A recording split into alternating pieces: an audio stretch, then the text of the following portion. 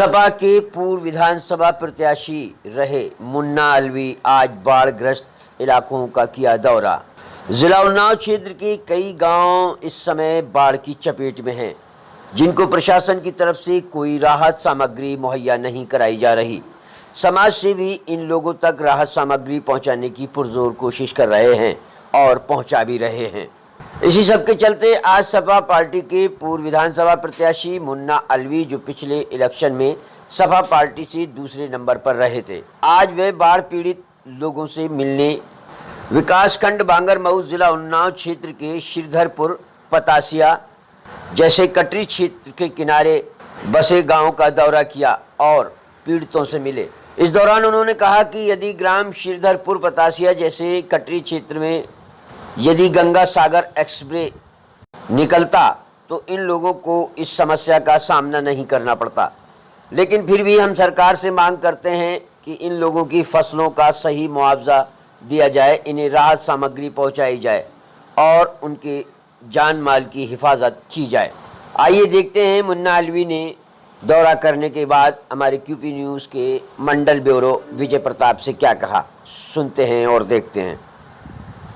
Doctor साहब, आपसे हम पहले अपना आप परिचय दीजिए। मैं डॉक्टर मुन्ना अलवी आपका धन्यवाद कहता हूं। साथ ही परिचय ये है, मेरा पेशे से चिकित्सक हूं। उत्तर प्रदेश में राज्य पिछड़ा वर्ग आयोग का सदस्य रहकर उपराज्य मंत्री के रूप में 5 साल सेवाएं दे चुका हूं।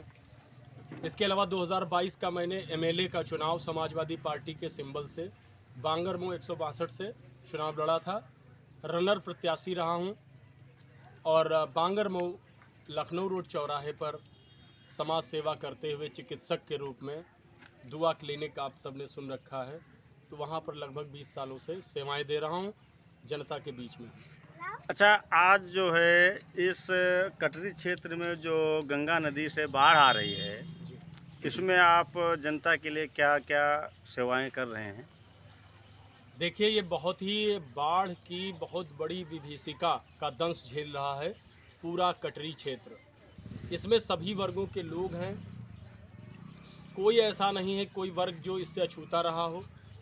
लेकिन हमारी सेवाओं की बात अगर करें तो हमने लगभग आज 9 या 10 दिन हमें हो गए हैं और मेरा फेसबुक पेज है डॉक्टर मुन्ना अलवी नाम से। आप देखेंगे कि मैं लगातार मैंने फर्स्ट डे से उन विहंगम रास्तों को, जहां पर जान भी जोखिम है, जहां जान का जोखिम है, हम लोग लगातार नाव के ज़रिए उन गांवों के जिनके संपर्क मार्ग कट चुके हैं, पूरी तरह जलमग्न हो चुके हैं, उन गांवों में जाकर पूरे गांव को एक तरफ से ऐलान करके हम लोग वहां सूचना देकर उनके पूरा निःशुल्क उनका जो है चिकित्सा कर रहे हैं। उनकी पूरी इलाज और दवा उन गांवों में स्वयं मैं जाकर अपने पूरे पैरा स्टाफ के साथ जाता हूं और वहां दवाएं देने का काम निःशुल्क कर रहा हूं।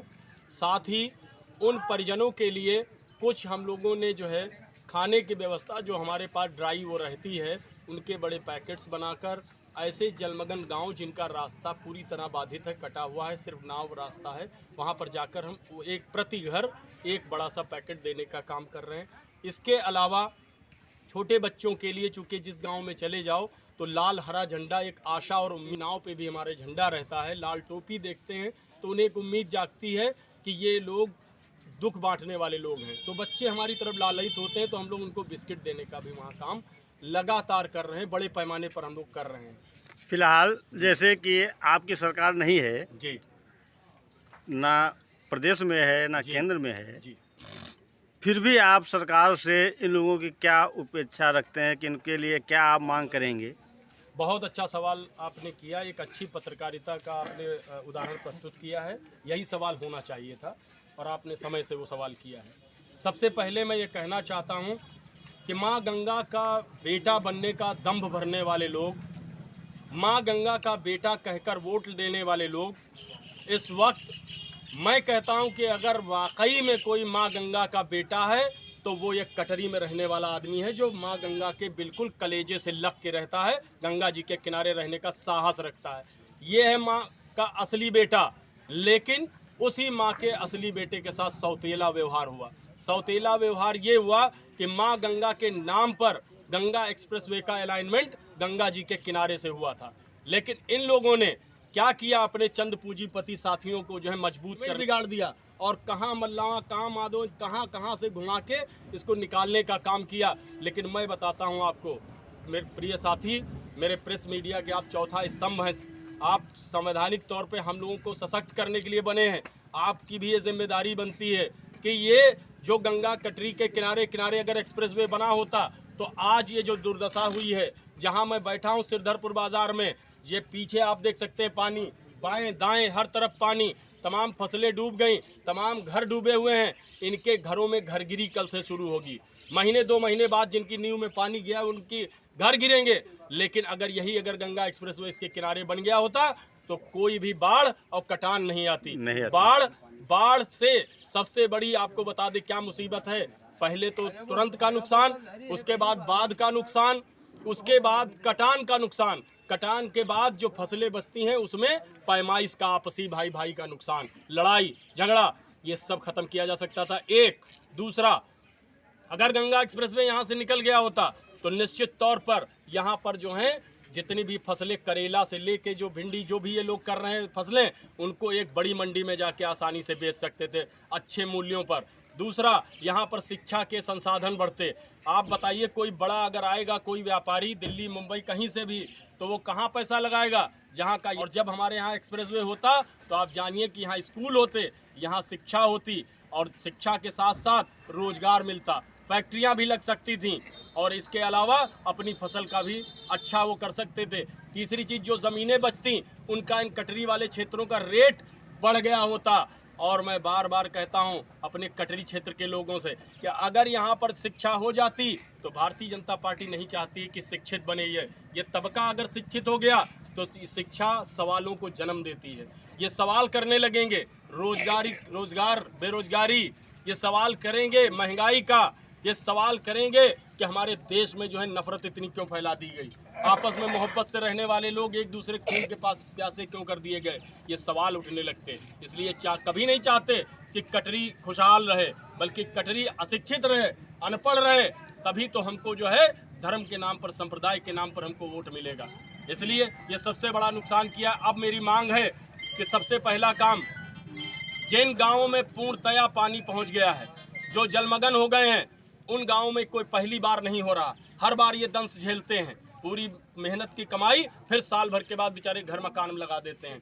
मेरा कहना है कि इन जो डूबे हुए गाँवों को, जो हमारी ग्राम समाज की या और गवर्नमेंट की तमाम वन विभाग की ज़मीनें होती हैं, उन पर ऊंची जगहों पर मिट्टी के भरान की आज़ादी दी जाए। पहले तो यहाँ के जहाँ भी जिस गाँव जा रहा हूँ, तमाम घर तो इसलिए डूबे हैं कि एक ट्राली ज़्यादा मिट्टी कोई नहीं ला पा रहा है। पहले तो ये एक विशेष कैंप लगाकर इनको मिट्टी डालने की छूट मिलनी चाहिए। एक दूसरा, इनको कम से कम एक बिस्वा, सबको एक तरफ से, जितने भी गांव के लोग, जितने गांव हों, गांव के अंदर घर हैं, उनको डूबे वाले जितने भी गांव हैं, उनके प्रत्येक एक घर पर एक बिस्वा कम से कम पट्टा ज़मीन ऊंची जगह पर दिया जाए।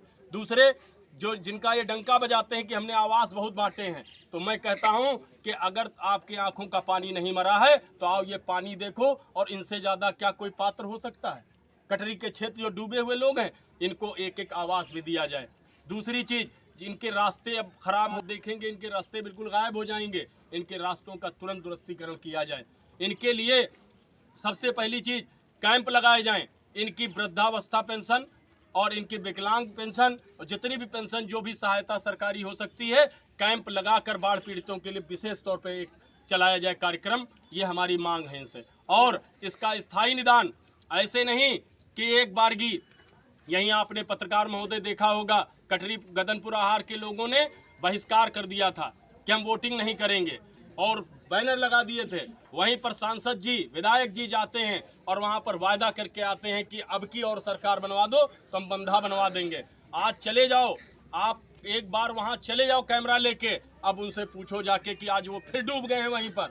तो ऐसे लोगों के साथ छलावा करने का काम किया, आज तक बंधे का निर्माण नहीं हुआ है। तो सबसे पहले बंधा निर्माण और कोई ना कोई नया एक्सप्रेसवे, इसमें तो छलावा कर दिया, गंगा जी के नाम से आपने छलावा ठग लिया। एक बार कभी मर्यादा पुरुषोत्तम राम के नाम पर छलते हो, कभी माँ गंगा के नाम पर छलते हो, तो कम से कम इस बार भागीरथ नाम से बना दो। माँ भागीरथी नाम से कर दो, लेकिन कोई ना कोई एक्सप्रेसवे बना दो, किनारे किनारे गंगा कटरी के उत्थान हो जाएगा, कटान बचेंगे और लोगों का जीवन जो और ज़्यादा स्तर उसका उभरेगा और ये लोग विकास की मुख्य धारा से जुड़ जाएंगे। यही मेरी मांग है।